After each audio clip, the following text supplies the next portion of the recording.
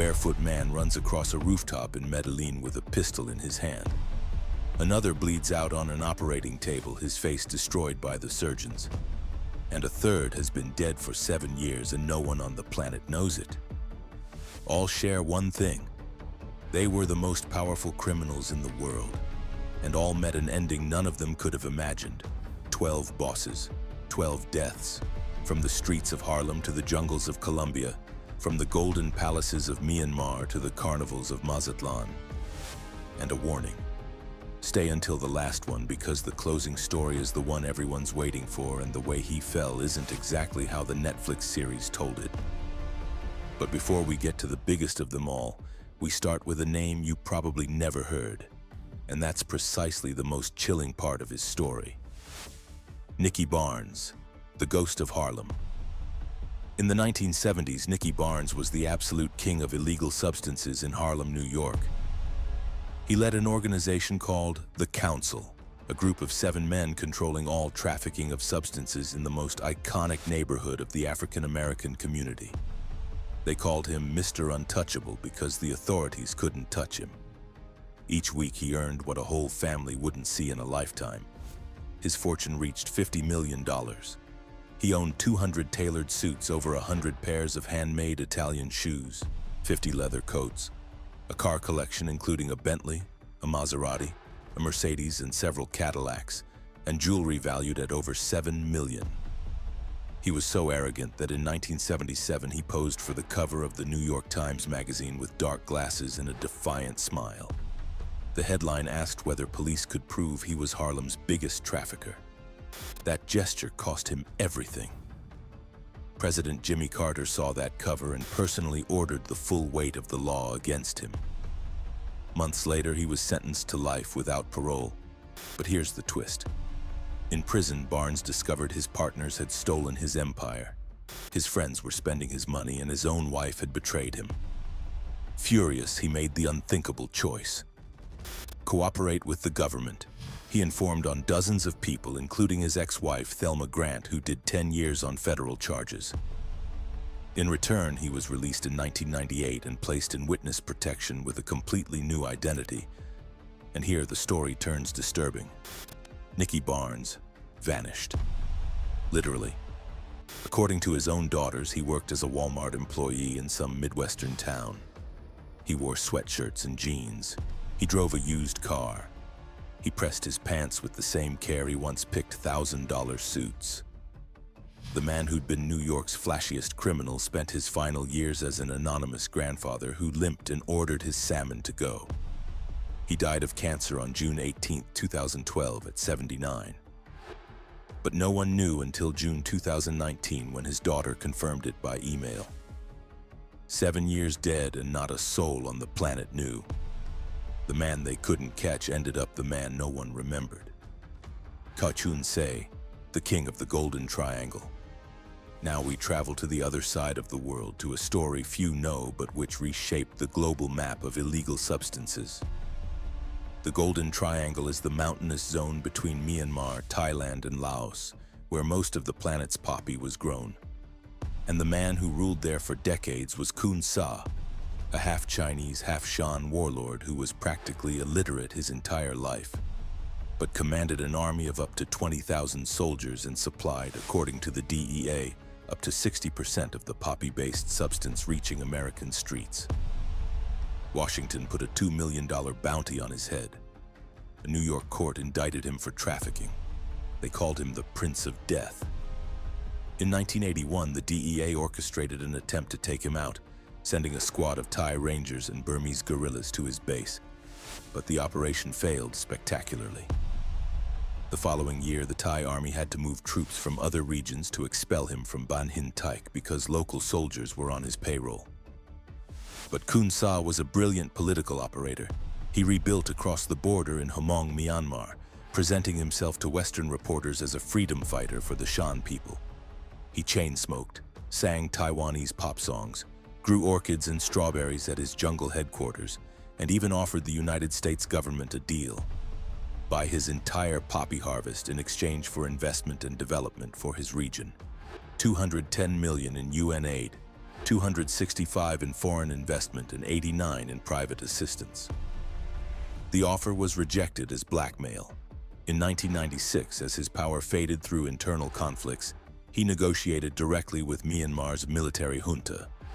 He surrendered in exchange for total immunity and permission to run legitimate businesses. They let him live in Rangoon with 4 young lovers, mansions, and a fortune estimated at $5 billion. His children ran hotels, casinos, and transport companies. Khu Sa died on October 26, 2007 in Rangoon at 73.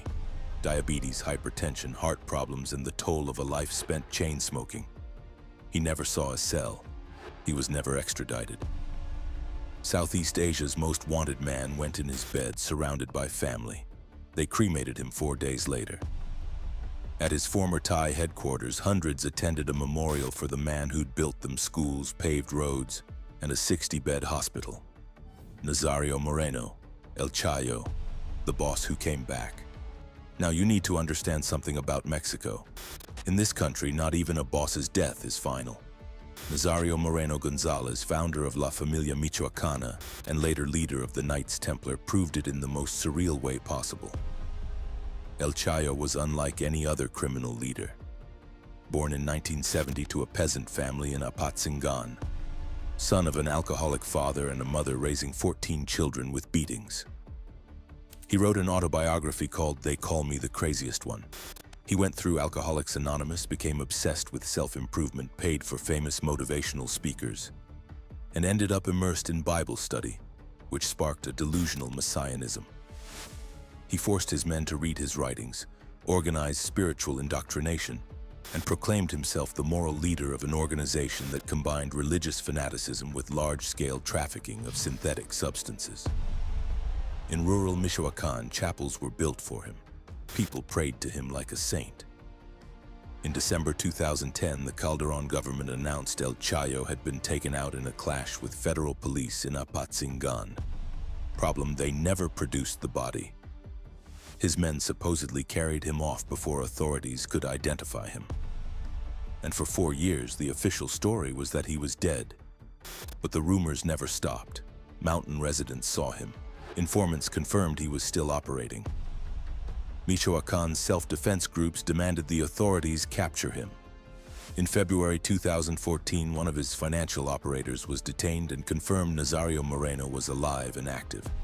The Navy launched Operation Lynx in the Tumbiscatillo Mountains. On March 9, 2014, at 4:30 in the morning, Marines spotted a man on a mule. They ordered him to halt. The rider answered with gunfire as he galloped. The soldiers fired back and he fell instantly. This time they recovered the body. Fingerprints, 100% positive. El Chayo had really died one day after his 44th birthday. The boss who came back from the dead ended up taken out riding a mule before dawn. Ignacio Nacho Coronel, the King of Crystal. Nacho Coronel was the third man of the Sinaloa cartel, alongside El Chapo Guzman and El Mayo Zambada. Born in Canelas, Durango, he started his career under Amado Carrillo Fuentes and after his death moved to the Sinaloa cartel, where he took charge of Jalisco, Colima, Nayarit, and part of Michoacan. They called him the King of Crystal, or Diamond Grips, because he pioneered mass production of synthetic substances. The United States offered $5 million, Mexico 30 million pesos. On July 29, 2010, the Army deployed 150 troops in the Colinas de San Javier development in Zapopan, one of Guadalajara's most exclusive areas. The strange part, that day Coronel was practically alone. No convoy, no visible security. Only Iran Francisco Quiñones Gastelum, his trusted man, and a physical therapist treating an injury. When he spotted the operation, he tried to flee through the garden. He couldn't. He barricaded himself in a room with an M16 rifle and took out an army lieutenant and wounded another. The military response was decisive. 6 bullet impacts. Shoulder, arm, thigh, neck, abdomen, and chest. One to the head was instantly fatal. The DEA called his removal a devastating blow, but the autopsy found the body was between 40 and 45 years old, when Coronel was supposedly 55. The inconsistencies were never fully resolved. Ramon Arellano Felix, fall at Carnival, Sunday, February 10, 2002. Mazatlan prepares for the first Carnival parade. Thousands in the streets, banda music, beer, floats. In the middle of that massive party, a white Volkswagen drives the wrong way on Rodolfo T. Loaiza Street in the Zona Dorada. 3 men inside. One carries a fake federal credential under the name Jorge Lopez Perez. His real name, Ramon Arellano Felix, the bloodiest enforcer of the Tijuana cartel and one of the 10 most wanted criminals by the United States, ranked alongside Osama bin Laden for danger. Ramon had traveled to Sinaloa with a crew of gunmen to take out his fiercest rival, El Mayo Zambada. But it was a masterful trap. El Chapo and El Mayo had leaked that Zambada would be at Carnival, knowing Ramon would come for him. When state police stopped the Volkswagen for inspection, Ramon showed his fake credential. But something gave him away. Commander Angel Antonio Arias Torres confronted him. Ramon drew his weapon and fired twice into his chest. The officer was practically finished when he managed to pull the trigger and put a round into Ramon's head. Both bodies lay on the sidewalk in front of a pharmacy, as hundreds of witnesses thought it was just another Carnival brawl. The government took a month to confirm his identity. The first to know were his enemies. And according to Jesus Zambada Garcia's sworn testimony at El Chapo's New York trial, the news gave Guzman Loera a satisfaction few things in life had ever given him. With Ramon gone, his brother Benjamin fell a month later in Puebla. It was the beginning of the end for the Tijuana cartel. Heriberto Lazcano, El Lasca, the stolen corpse. If El Chayo's story was surreal, El Lasca's is straight out of a horror film. Heriberto Lazcano joined the Mexican army at 16, rose to the GAF Special Forces, trained in Israel and the United States, and deserted in 1998. He was recruited by Arturo Guzman de Sena, Z1, to form an elite enforcer squad for the Gulf Cartel. That's how Los Zetas were born, the most brutal organization Mexico has ever known. Lazcano Z3 became their top leader after Guzman de Sena was taken out at a Matamoros restaurant in 2002. Under his command, Los Zetas went from armed wing to independent cartel, terrorizing northeastern Mexico with unprecedented brutality. He's blamed, among other acts of terror, for the Casino Royale fire in Monterrey that left 52 people dead in 2011. Intelligence reports described a man who traveled alone, by bus with a backpack shielded by electronic signal jammers. Legend has it he loved horse races, blonde women, and exotic animals. They said he kept a private zoo where he fed his beasts with the remains of his rivals.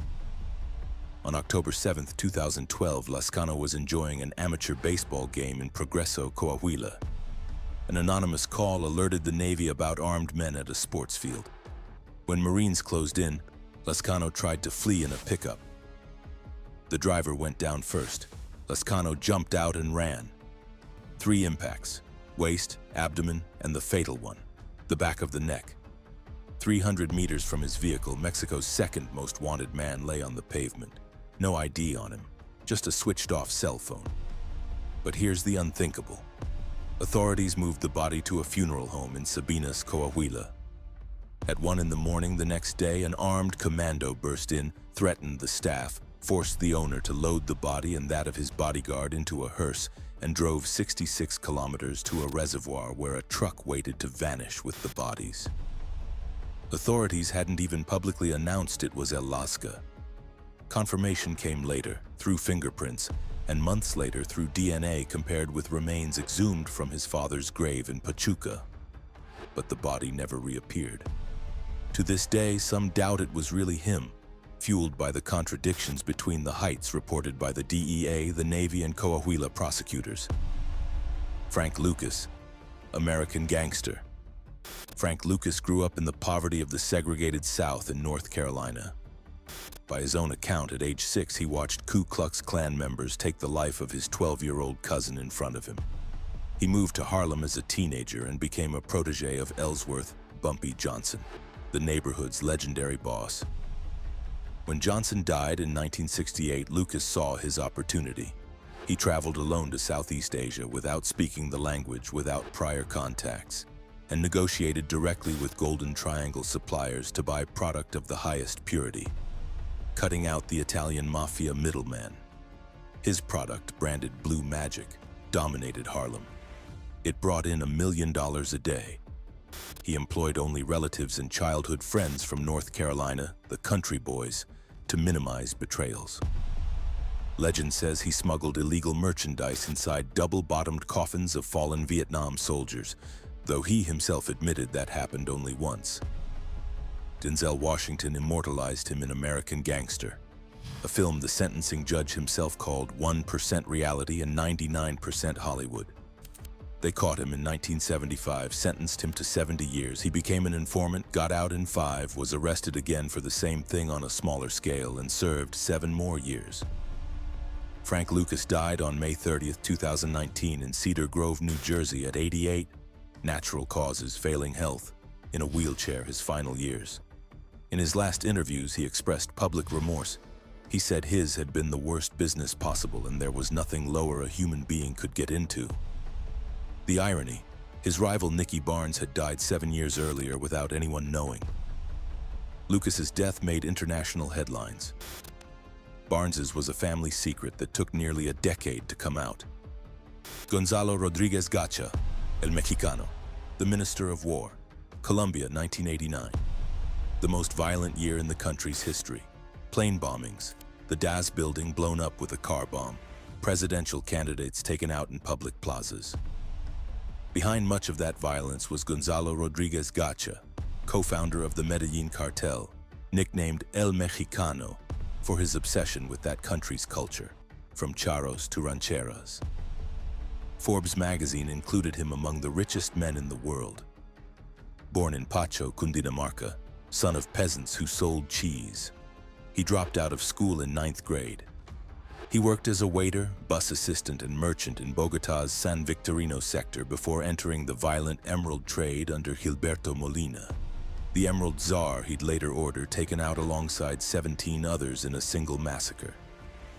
From emeralds, he jumped into trafficking of substances and co-founded the Medellin cartel with Escobar, Carlos later, and the Ochoa brothers. He had a paramilitary army of 2,000 men. He was one of the main financiers of Colombian paramilitarism and directly responsible for the extermination of the Unión Patriótica. More than 1,000 deaths are attributed to him. He was Escobar's Minister of War, the man who turned the boss's orders into acts of terror. An informant planted by the Cali cartel, Jorge Velázquez, alias El Navegante, revealed his location in Cartagena. When police arrived at a residential complex in Turbaco, Gacha escaped by yacht to Coveñas. He escaped a second time from a ranch in Tolu when he heard helicopters. But the third time, his luck ran out. Helicopters from the Police Special Operations Command chased him down the road between Tolu and Coveñas. The aerial firefight lasted 35 minutes. His guards fell one by one. Gacha abandoned the vehicle and tried to hide in a banana grove with his 21-year-old son, Freddy. The helicopters tracked him from above. A shot hit his foot. He fell next to his son. What happened next is still debated today. The official version says police gunfire ended him. El Navegante claims Gacha shot him a look of rage, raised his hand, brought an explosive device to his face, and detonated it after watching his son die. The body was left with half the head destroyed, completely unrecognizable. It was December 15, 1989.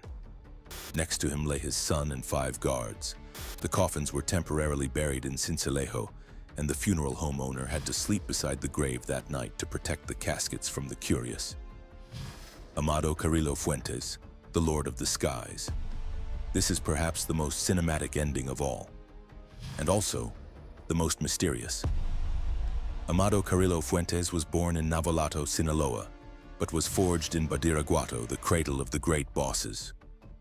He was the nephew of Don Neto Fonseca, one of the founders of the Guadalajara cartel, and grew up under the tutelage of Rafael Aguilar Guajardo, whom he ended up taking out to seize the Juarez cartel and turn it into the most powerful criminal organization in the Americas.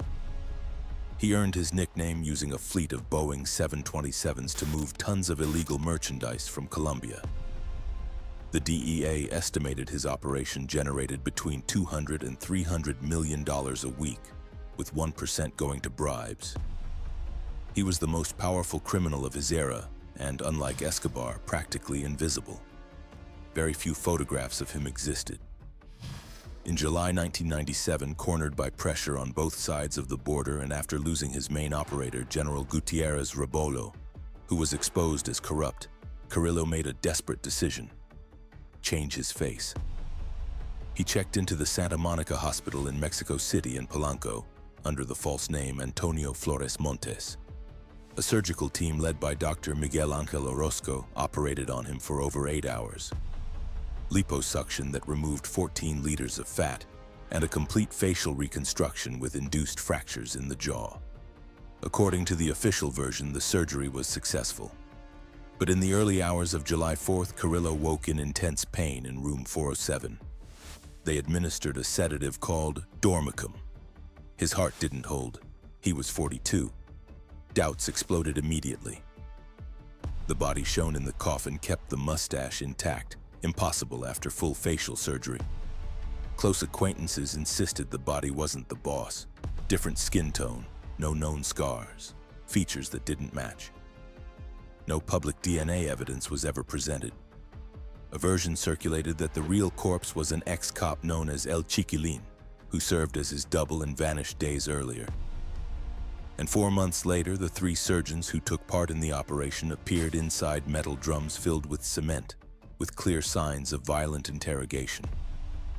Were they silenced to keep the truth hidden? Or was it cartel revenge for alleged negligence? To this day, some swear Amado Carrillo is still alive, retired somewhere abroad with a face no one knows. Griselda Blanco, the Black Widow. Griselda Blanco was the woman who taught Pablo Escobar the business. Born in Cartagena de Indias in 1943, she grew up in extreme poverty in Medellin. She married a document forger at 14. Over her life, she had 3 husbands, and all 3 ended dead, hence the nickname. In the 70s and 80s, she moved over a ton of illegal merchandise a month between Colombia and Miami, unleashing the so-called Cocaine Cowboys War that turned southern Florida into the most violent zone in the United States. The first strike that put her on the map was the removal of German Jimenez Paneso at the Dataland Mall in Miami in 1979. 2 men arrived in a van with the ironic sign, "Happy Time Complete Party Supply," and gunned down the man and his bodyguard with a Beretta and an Ingram MAC-10 machine gun in front of dozens of terrified witnesses. That episode marked the start of a war that left hundreds dead and turned Miami into a combat zone. She's linked to at least 250 killings, and she revolutionized organized crime with a sinister innovation: motorcycle hitmen, a method that spread across the continent and changed how people were taken out in Latin America forever.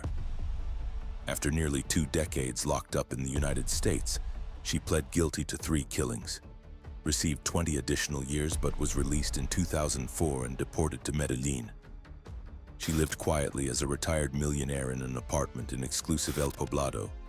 She bought meat at the neighborhood butcher like any other resident. Colombian authorities had not a single active warrant against her. Sofia Vergara brought her to Netflix decades later and turned her into the most watched streaming phenomenon of its release week. On September 3, 2012, as Griselda waited for her order at Cardiso Butcher Shop, accompanied by her pregnant daughter-in-law, a man around 30 calmly got off the back of a motorcycle, drew a pistol, fired twice, one in the shoulder that pierced her collarbone, and the fatal one, near the right eye, that destroyed her brain and exited through the neck, and walked calmly back to the bike to disappear through the streets of Medellin. Griselda was 69. The irony is so brutal it feels like fiction. The woman who invented the motorcycle hit was taken out in exactly that way. The shooter was never officially identified. Authorities assume a settling of old scores. Arturo Beltran Leyva, the boss of bosses. The night of December 16, 2009, the exclusive altitude development in Cuernavaca, Morelos, turned into a battlefield. And what happened inside that night is one of the most brutal scenes in the history of Mexico's war on organized crime. The Mexican Navy launched a massive operation with helicopters, special infantry forces, and cutting-edge technology to capture Arturo Beltran Leyva, the boss of bosses, El Barbas, or White Boots. Born in Badiraguato, Sinaloa, like El Chapo and so many others, Arturo grew up in poverty alongside his brothers Alfredo, Hector, and Carlos, and they started as small producers of poppy-based substance before rising to become key allies of the Sinaloa cartel. The relationship broke in 2008 when Arturo believed El Chapo had handed his brother Alfredo, El Mochomo, to authorities as currency to protect himself. 5 days earlier, the Navy had already raided a cartel party at a ranch near Tepoztlan, where Arturo and Edgar Valdez Villarreal, La Barbie, were present. They escaped after a fierce shootout that left 3 gunmen down, 11 arrested, and among the captured were the musicians of Ramon Ayala, Los Cadetes de Linares, and Grupo Torrente. Intelligence located him days later in a luxury apartment in the Elbrus building, inside the Altitude development. Troops deployed by land and air cut the power and surrounded the building. When Marines breached the door, the gunmen were waiting. The first Marine in was hit by a high-caliber round. The firefight lasted 4 hours. There were fragmentation grenades, automatic rifle bursts, and simultaneous attacks on the Cuernavaca military zone and a nearby hospital to divert the operation. One gunman chose to throw himself from a window rather than be captured. Arturo desperately called La Barbie, begging for reinforcements. "Surrender. Why die?" his lieutenant answered, choosing not to intervene and leaving him to his fate. Beltran Leyva refused to give up and kept firing. When Marines entered the final room, they found an apartment destroyed, walls covered in bullet marks, casings scattered everywhere, furniture in pieces. The boss of bosses lay pierced by dozens of rounds, his arm nearly torn off by a rifle impact. Photos leaked afterward showed something that went around the world: dollar bills placed on and around the body alongside his weapons and jewelry. That detail was a brutal message no one forgot. Days later, 3rd Petty Officer Melquisedec Angulo Cordova, hero of the operation, was taken out alongside members of his family in a retaliation that shook the country. Pablo Escobar, the king. And we reached the name everyone was waiting for. Pablo Emilio Escobar Gaviria, the man who amassed a fortune estimated at $30 billion, who declared war on the Colombian state, who blew up planes, buildings, and wills, who was a congressman, a builder of working-class neighborhoods, and the most wanted criminal on the planet at the same time. The boss of the Medellin cartel. After escaping from La Catedral, the luxury prison he himself had built in Envigado in July 1992, Escobar lived 16 months as a fugitive. The Colombian government created the Search Block, an elite unit of the national police devoted exclusively to finding him, funded and technically supported by the DEA, the CIA, and NSA electronic intelligence. In the shadows operated another group known as Los Pepes, people persecuted by Pablo Escobar, made up of Cali cartel allies and paramilitaries who systematically took out everyone around him: lawyers, frontmen, relatives, properties. Escobar was cornered. He lost over 20 kilos. He grew out his mustache and beard. He moved every few hours between middle-class houses in Medellin, sometimes in disguise, sometimes on foot, blending into crowds. His lawyers desperately negotiated a surrender that never came. His wife and children fled to Germany but were deported. They tried to enter other countries, but none accepted them. They were trapped in Colombia, which meant Escobar had to keep calling them. And that was precisely his fatal weakness: the phone calls to his family, especially his son Juan Pablo. Each time he dialed, tracking teams triangulated the signal and tightened the net. On December 2nd, 1993, they intercepted a call from a house in the Los Olivos neighborhood. Escobar was speaking with his son, trying to convince him everything would be fine. The signal led them directly to his hideout. At 3:18 in the afternoon the next day, search block forces surrounded the house. Escobar tried to escape across the roof. He came out barefoot, a pistol in one hand, his hair wild, wearing a blue shirt. They fired. He took 3 impacts, one in the leg, another in the back, and the third, the decisive one, entered behind the right ear and passed through his skull. He was 44. It was December 2nd, 1993. The official version was always that search block agents took him out on the roof. But that bullet behind the ear opened a debate that's lasted over 3 decades.